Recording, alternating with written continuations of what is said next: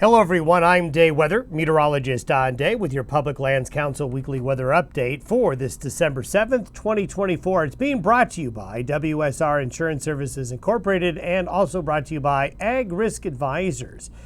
Well, as we take a look another week here into the month of December, this is what we're keeping an eye on for you. The quiet period in the western United States that we've had over the last week, really since Thanksgiving, is going to end. We've had all the stormy, wintry, snowy, cold weather in the upper Midwest, the Great Lakes, and parts of the eastern United States and Northeast. They've had a lot of winter weather, while the western high plains and the Rockies, the Pacific Northwest to California to the desert states have had literally no weather over the last 7 days. However, while we don't see any big storm, we do see the quiet period ending. A windy, colder pattern will develop. There's going to be a little bit of light snow and snow shower activity reaching the plains, but the heaviest snow will be in the mountains. The heavier moisture more geared towards the Pacific Northwest. And for you folks in Montana, North Dakota, along that Canadian border area, that's where you're going to see most of the winter weather here in the coming days.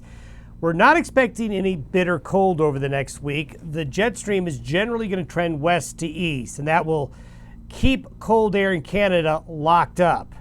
And a more Pacific-dominated pattern will be overhead in the west. But with Pacific air coming in, you're going to get Pacific moisture. And what that's going to do is bring back snow into the high country. Now, over the last 2 weeks, the precipitation heaviest here, this was the pattern during Thanksgiving week.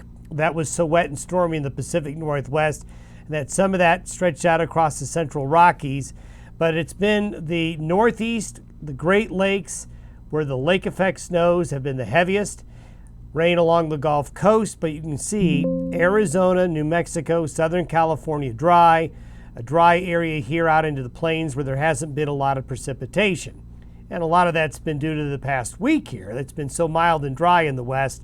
And over the last 2 weeks, the snow, well, it's really made itself shown up here in the Great Lakes region in the Northeast and the northern plains, to a lesser extent in the Rockies and high plains with the quiet weather that we've seen over the last week, as that big high pressure ridge that came into the west really dominated things. But that high pressure ridge is going to break down. If we take a look at current snow cover as of this past Friday, you can see that almost all of Canada now is in snow cover, with the northern tier of the U.S., the Great Lakes in the northeastern United States starting to see that snow accumulate and stay, and then snow there in the Rockies. If we look at where we were a year ago, it would look like this. A year ago, snow cover was less extensive in Canada at the same time last year, and not as extensive. So it's actually, this year, snow cover is a bit more extensive than a year ago. Wouldn't seem like that after all the mild and dry weather we've had in the west over the last week or so. But as we look forward, coming up, we see a weather pattern changing. This also exemplifies where you're seeing the snow on the ground. This is the temperature anomaly for the past week. You can see how cold it's been from south central Canada through the nation's midsection and the east, while it's been warmer relative to the 30-year averages in the west. But we're going to see some of this cold up here come down here as we get into the forecast period. And it starts with a strong cold front coming in late this weekend and early next week. The jet stream makes a big dip. So this will allow colder Canadian air to come into parts of the Rockies along and east of the divide and into the plains and eventually the east again. There's not a lot of moisture with this system, but it will plunge in much colder temperatures. And then as the week progresses, this is where the Pacific starts to dominate. We'll have strong Pacific jet stream winds. A small wave that comes through Thursday and Friday will produce mountain snow. And then these two systems will come in behind that one by the weekend. There's one by Friday and the Saturday, then another one by Sunday, then another one queued up to come behind that one. This type of pattern lends itself to the mountains getting back into the snow. So after a quiet period in the west where the mountains really haven't gotten anything, we'll start to see the high country snowfall return to the Rockies, the Sierra Nevada, the Pacific Northwest Mountains, the interior west, and especially south central Canada.